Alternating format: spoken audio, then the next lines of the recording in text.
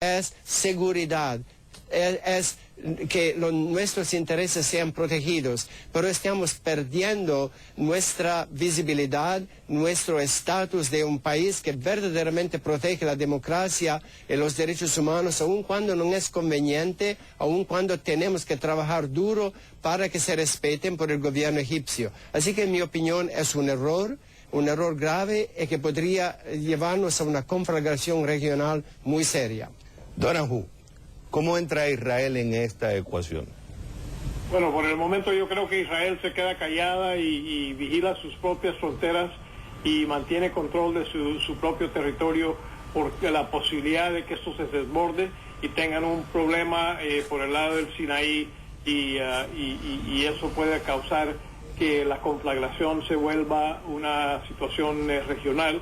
Ahora que Israel también está confrontando el problema con Siria en el norte, con el Líbano, obviamente hay la posibilidad de que se destape la situación en Siria, en Jordania, y es una situación en la cual las posibilidades de caos son muy altas, y por eso tener el liderazgo que hay por el momento la embajadora Ann Patterson, que tiene mucha experiencia, por cierto fue nuestra embajadora en El Salvador, después en Colombia, Pakistán, y ahora está como nuestra embajadora en Egipto. Ella sabe cómo leer bien estas situaciones y creo que está dando un buen consejo al gobierno de los Estados Unidos, y parte de ese consejo es no tomar una decisión que no es necesaria tomarla hoy. No es necesario, una opción que tú no mencionaste, Javier, es no tomar la decisión hoy, esperar a ver cómo se desarrolla la situación para decidir si se puede encontrar una solución interna para no tener que entrar en una situación de cortarle las alas a los militares egipcios, que son por el momento los que están tratando de controlar que esta situación no se estalle. Ya, hay una cosa real, Donahue. Yo me imagino que la Casa Blanca está esperando la decisión que vaya a tomar es basado en lo que esté sucediendo en el campo. Pero a mí lo que me preocupa es que como país estamos enviando dos mensajes contradictorios. Por un lado, el ideal de la democracia, de que defendemos los derechos humanos, defendemos el Estado de Derecho, la democracia, pero cuando van nuestros intereses nacionales, usamos el realismo político, y en esa contradicción debilita, y en un mensaje que en un momento que estamos débiles en el Medio Oriente, este mensaje no cae bien, especialmente en aquellos que ven con desconfianza al gobierno estadounidense. Viviano, me quedan 30 segundos, te doy 15 segundos a ti y 15 a Donahue. Tu pensamiento final. Bueno, fue como con la Franja de Gaza, cuando los palestinos votaron, pero no votaron para el Partido Justo, votaron para Hamas. Y desde aquel tiempo los estamos hostigando. Lo mismo aquí. No votaron para el partido Justo, la Hermandad Musulmana, y estamos contentos que Morsi cayó. Me parece que no es correcto. Tenemos que trabajar con la realidad y ensayar de modificarla pacíficamente, democráticamente. Darle más poder a militares no es la solución justa para nuestro futuro y lo de Egipto. Donahue, me quedan 15 segundos. Cierre. Claro que lo importante para cualquier gobierno es velar por los intereses nacionales de ese país, y eso es lo que está haciendo los Estados Unidos. Todos esperamos que los Estados Unidos, como parte de velar por los intereses nacionales, está usando sus primeros principios, que son la democracia, la transparencia y todas las libertades del cual sabemos, pero la verdad es que en el Medio Oriente hay muchos países que no son democráticos, con el cual todos los gobiernos tienen que tener interacción. La realidad es que Estados Unidos está mostrando, como muchos gobiernos, que son contradictorios. Emilio Viano, profesor del Departamento de Justicia, Ley y Sociedad en la American University en Nueva York, y Donahue, analista militar. Gracias por estar con nosotros. Gracias por invitarnos.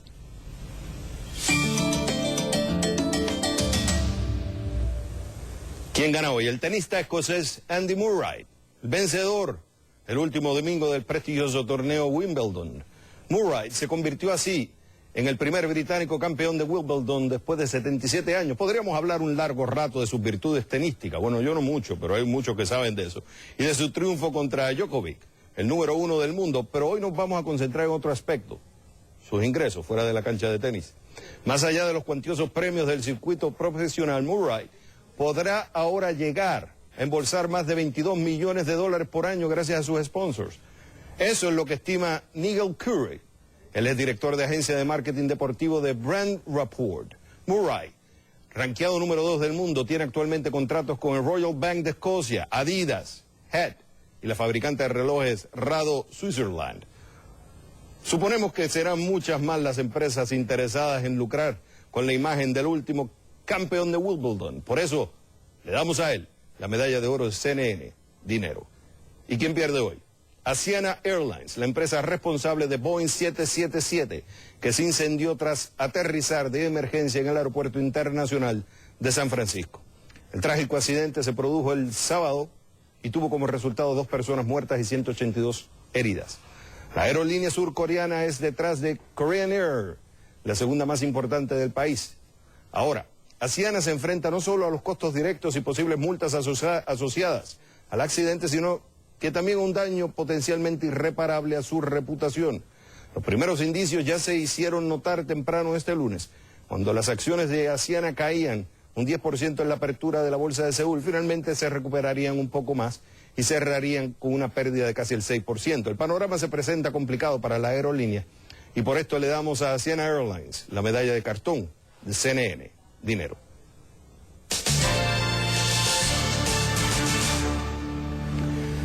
El desorden de Obamacare.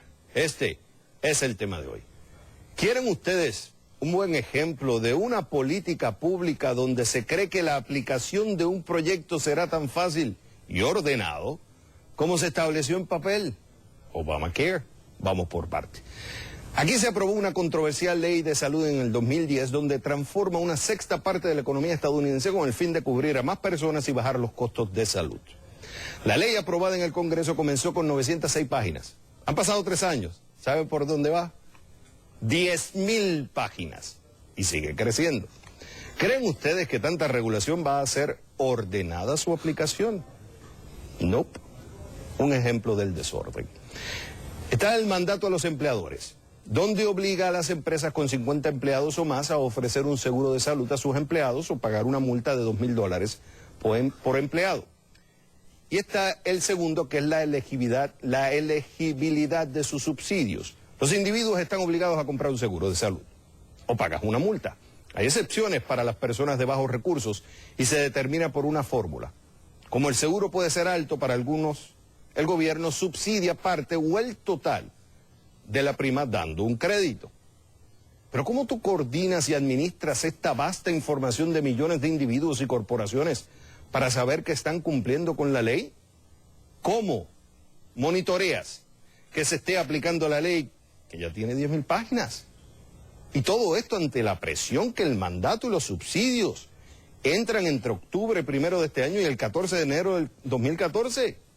Ups, pero no se suponía que iba a ser tan fácil como decía el papel. Ante este desorden, el gobierno le dijo a las empresas que la aplicación del mandato no va hasta el 2015. ¿Y qué pasa con los subsidios a los individuos?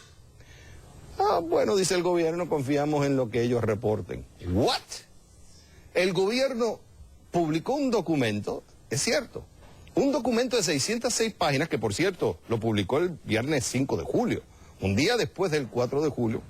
Alguien en el Washington Post lo descubrió, o alguien se lo sopló, que en la página 356, una letra pequeña, dice que no se va a verificar la elegibilidad de los subsidios individuales hasta el 2015. O sea, hasta octubre del 2015 van a depender de lo que diga el consumidor en su aplicación. Confiar en que el consumidor dará su información correcta.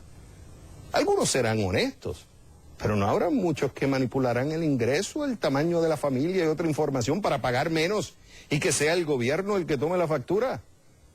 ¿Acaso no se recuerdan de los famosos préstamos de hipotecas de poco o nada de documento que el gobierno subsidió y que fueron uno de los causantes de la crisis hipotecaria en Estados Unidos?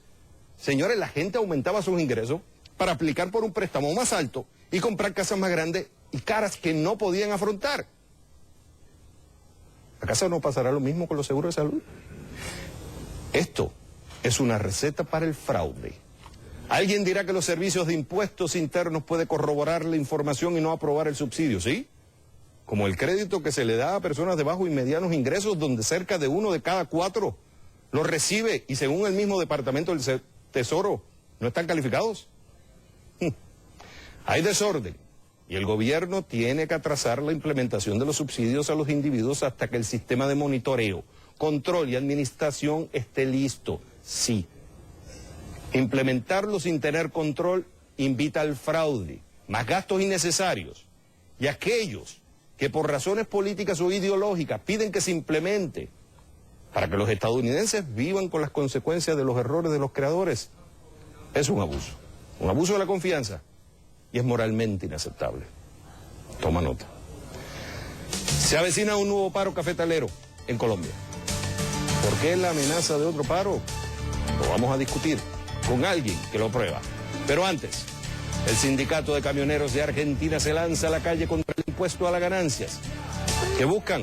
José Manuel Rodríguez nos dice, aquí, al regreso en CNN, Dinero. Y ya estamos leyendo sus comentarios.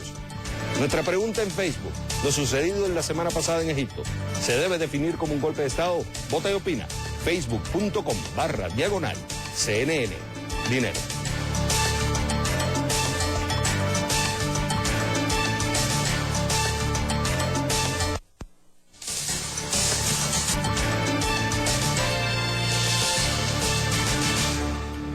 Hola, te habla Xavier Servia y esto es CNN, Dinero. Vamos a Argentina. ¿Por qué? El sindicato de camioneros realizó un paro por 24 horas para solicitar la baja o eliminación del impuesto a las ganancias. La facción opositora de la Central Unitaria de Trabajadores, presidida por Hugo Moyano y acompañada de otros gremios, apoyaron la medida de presión masiva. La misma culminó con una movilización en la Plaza de Mayo. José Manuel Rodríguez nos dice más. El paro comenzó el domingo a la noche cuando los camioneros dejaron de recolectar basura. Durante la mañana del lunes no hubo periódicos ni distribución de combustibles, cargas, pasajeros de larga distancia y alimentos. Gran parte de los transportistas de todo el país acataron la medida. El líder sindical Hugo Moyano, en un acto frente a la Casa Rosada, interpeló duramente a la presidenta Cristina Fernández de Kirchner. Y desgraciadamente tenemos que venir acá para decirle, por favor, señora, entienda que está equivocando el rumbo. Moyano, al igual que representantes de otros gremios, exige que se disminuya o elimine el impuesto a los ingresos y que se paguen asignaciones familiares a todos los trabajadores sin perjuicio de lo que ganen. Además de quitarle parte de su salario, además de hacer no cobrar el aguinaldo, no le pagan la asignación familiar, el salario familiar, discriminan a los hijos de los trabajadores, compañeros. ¿Es justo eso, me pregunto? Moyano, alejado del gobierno desde que la presidenta fue reelegida en octubre de 2011, negó que el paro se haya tratado de una manifestación política y llamó a votar por alternativas opositoras al gobierno en las próximas elecciones legislativas de octubre. No sabe esta señora que está creando condiciones como el neoliberalismo de otros años, que nos arrebataba del pueblo la cultura del trabajo. Por su parte, el gobierno no había emitido comentarios sobre el discurso de Moyano al cierre de esta edición. Sin embargo, el senador oficialista Aníbal Fernández indicó que esta fue una movilización política contra la presidenta y precisó que la huelga no tiene la intención y el ánimo de solucionar nada. Fernández dijo, y citamos, nadie duda de que sería espectacular eliminar el impuesto para los trabajadores si se pudiera financiar de otra forma el sistema.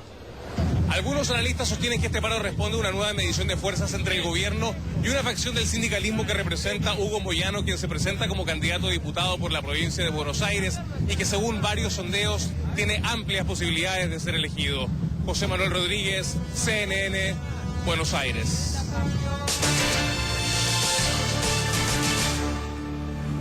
Hagamos un repaso de algunas noticias económicas de nuestra región. Es momento de nuestra ronda de dinero. Iniciamos en México con José Manuel Rodríguez. Este fin de semana hubo elecciones regionales en México, unas que pueden influenciar el Pacto por México.